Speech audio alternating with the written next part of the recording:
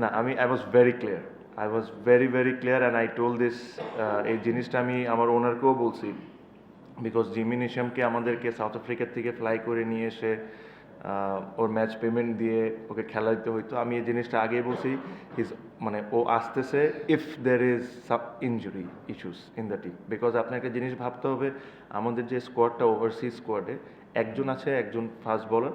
যদি কোনো ব্যাটসম্যান বা কোনো অলরাউন্ডারের ধরেন কালকে ট্রেনিংয়ে বা আজকে সকালের ওয়ার্ম আপে কারো যদি কোনো ব্যথা লাগতো, আমার কেউ ছিল না রিপ্লেস করার জন্য।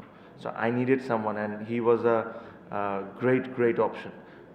Again, he deserves to play in any team, especially in BPL ও যে কোনো টিমে খেলতে পারে। বাট আমার কাছে মনে হয় যে প্লেয়ারগুলো 7-8টা ম্যাচ ধরে খেলছে, understands the wicket and the opponent, because এদের সাথে আমাদের 3টা খেলা হয়েছে খুবই শর্ট টাইমে, and the winning combination everything. I was very clear in my mind that I am not going to change it. আমি অ্যাকচুয়ালি জিমি নিশামকে এটা কালকেই বলে দিয়েছিলাম।